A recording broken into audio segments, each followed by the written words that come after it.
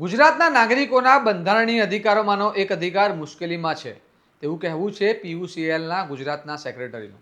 કારણ કે 2002માં થયેલી મતદાર યાદી સુધારણા પ્રક્રિયા અને હાલ ચાલી રહેલી પ્રક્રિયામાં ખૂબ જ મોટો તફાવત છે. બંનેના નિયમો ખૂબ જ અલગ અલગ છે અને સુધારણાની પ્રક્રિયા પણ અલગ અલગ છે, જેની જાણ તેમને કરેલી આરટીઆઈ મુજબ તેમને થઈ છે. આવો સમજીએ તેઓ આવું કેમ કહી રહ્યા છે અને બંને પ્રક્રિયામાં શું તફાવત છે તેના વિશે.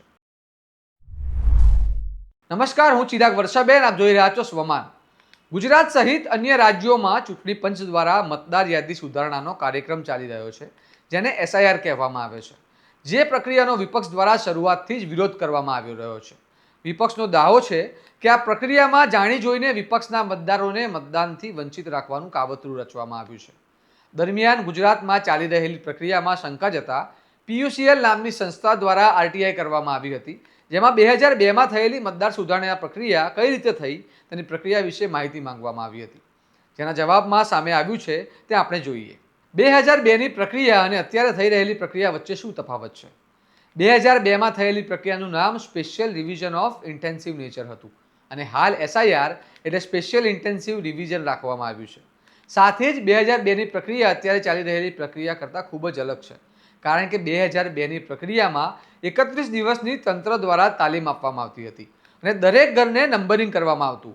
ઉપરાંત પુરવણી યાદી ભેગી કરીને પ્રાઇમરી યાદી બનાવવામાં આવતી હતી અને તે યાદી વિશિષ્ટ પ્રકારે છાપવામાં પણ આવતી હતી, જેમાં એક નામની નીચે ખાલી લીટી રાખવામાં આવતી હતી, એટલે જરૂરી સુધારા વધારા તેની અંદર જ નોંધી શકાય. અને હાલની પ્રક્રિયામાં એસઆઈઆર ફોર્મમાં મતદારને જાતે જ સોંપવામાં આવે છે. બીજું, 2002માં મતદાર સુધારણા પ્રક્રિયામાં એજન્ટ ઘરે ઘરે જઈને ઘરના મુખ્ય વ્યક્તિ સાથે સીધો સંવાદ કરી જો કોઈ ફેરફાર હોય તો ત્યાં જ તે ફોર્મમાં નોંધવામાં આવશે, જેથી કોઈ ભૂલ ન થાય. અને હાલ દરેક મતદારને જાતે તે ફોર્મ ભરવાનું છે, મતલબ કે તેની જવાબદારી મતદારની છે, એજન્ટની નહીં.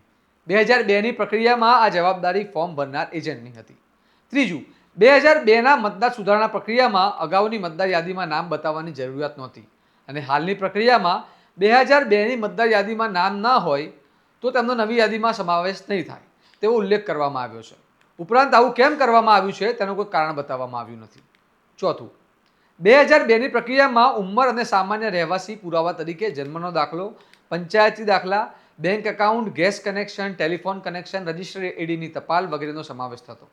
2002ની પ્રક્રિયામાં કોઈએ પોતાનું રહેણાંક બદલ્યું હોય તો તે ફેરફાર પણ નોંધવામાં આવતો અને નવા રહેણાંકના સ્થળ એજન્ટ જોડે વેરીફાઈ કરી તે ફેરફાર નોંધાતો. એની સામે અત્યારની પ્રક્રિયામાં રહેણાંક બદલ્યા બાદ પણ એસઆઈઆરનું ફોર્મ જૂની જગ્યાએ જ આપવામાં આવે છે અને તેને વેરીફાઈ કરવાની કોઈ જોગવાઈ નથી, જેથી ઘણી જગ્યાએ તે વ્યક્તિ હાજર ન હોય તો શિફ્ટેડ કે ડેડ લખીને તેને જતું કરવામાં આવે છે, જેનાથી નવી મતદાર યાદીમાં તેમનું નામ આવી શકતું નથી. છઠ્ઠું, 2002ની પ્રક્રિયામાં કુટુંબના તમામ વ્યક્તિના નામ જો અલગ અલગ જગ્યાએ કે અલગ અલગ પાનાએ હોય તો તેની નોંધ લઈ તેને એક સાથે કરવામાં આવતું. તેની સામે હાલની પ્રક્રિયામાં તેની કોઈ જોગવાઈ નથી. અત્યારે અલગ અલગ પાના પર જો એક જ કુટુંબના વ્યક્તિનું નામ હોય તો અલગ અલગ બીએલઓને તે ફોર્મ સોંપવાનું છે, તેનાથી પ્રક્રિયા ધીમી અને અમુક અંશે વાંધાજનક થશે. આપણે 2002ની પ્રક્રિયા અને હાલની પ્રક્રિયાના તફાવત જોયા. હવે તેના કારણે શું સંભવિત નુકસાન થઈ શકે છે તે જોઈએ. એ પહેલા पीयूसीएल गुजरात सेक्रेटरी शू कहे छे ते सांभळीए. गुजरात में एसआईआर की प्रक्रिया चल रही है. एसआईआर की प्रक्रिया को जब हम 2002 में की गई प्रक्रिया के साथ तुलनात्मक अध्ययन करते हैं तो हम पाते हैं कि 2002 में इस तरह का कोई फॉर्म जारी नहीं किया गया था. एनुमिनेशन फॉर्म एनुमिनेटर घर आकर भरता था और उसमें वो प्राथमिक मतदाता सूची जो कि पहले से प्रकाशित जिसको उस फॉर्म पर लिखा गया था उसके नीचे कॉलम में उस साल हुए बदलाव को वो भरता था. जैसे मृत्यु पाए हुए लोग, स्थानांतरण करके गए लोग, या नाम में कोई सुधारा हो, कोई नाम चेंज करना हो, उसका उम्र का कोई चेंज करना हो, वो सब उसमें प्रोविजन था जो एन्यूमरेटर घर आकर भरता था और उस कॉलम के नीचे प्राथमिक सूची में बदलाव का एक फॉर्म था.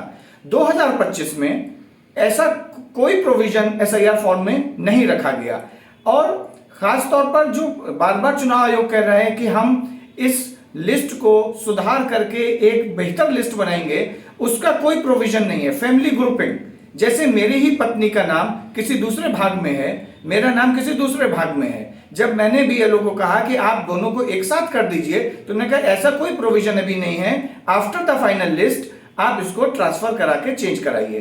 तो ये प्रक्रिया क्या सिर्फ लोगों को परेशान करने के लिए? लोगों से दस्तावेज 2002 में नहीं मांगे गए, 2025 में दस्तावेजों का इतना दबाव क्यों? इस प्रक्रिया से ऐसा लगता है कि ये प्रक्रिया लोगों के मतदाता के नाम सुधारने से ज्यादा लोगों के मतदाताओं के नाम को निकालने की एक प्रक्रिया है और लोगों को परेशान करने की प्रक्रिया बन के रह गई है। इसको हम लोगों को ध्यान से समझकर सरकार की इस मंशा को भी समझना होगा।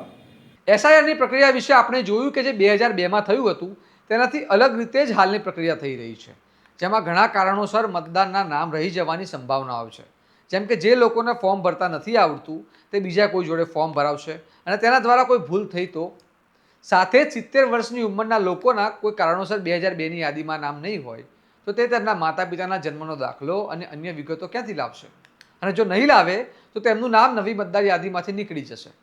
સાથે જ રહેણાંકને બદલેલા લોકો માટે પણ મોટી સમસ્યા છે, કારણ કે ઘણા લોકોને ખબર જ નહીં હોય કે તેમનું એસઆઈઆર ફોર્મ તેમની જૂની રહેણાંકની જગ્યાએ આવ્યું છે, જેના લીધે તે મતદાર યાદીમાં આવવાથી વંચિત રહી જશે. બંધારણ મુજબ જ્યાં સુધી તમારી નાગરિકતા રદ ન થાય અથવા તમે ભારતના નાગરિક છો ત્યાં સુધી તમને મત આપવાનો અધિકાર છે. તો કઈ રીતે ચૂંટણી પંચ આ અનુચ્છેદને ધ્યાને રાખીને સમગ્ર પ્રક્રિયા કરશે? એ પણ એક મોટો સવાલ છે. આ અહેવાલ તમને કેવો લાગ્યો અમને કમેન્ટ કરીને જરૂર જણાવો. આવા વિગતવાર અહેવાલ અને તમારા સ્વમાનની વાત તમને પસંદ હોય તો ચેનલને લાઇક, શેર અને સબસ્ક્રાઇબ જરૂરથી કરો અને જોતા રહો સ્વમાન. નમસ્કાર.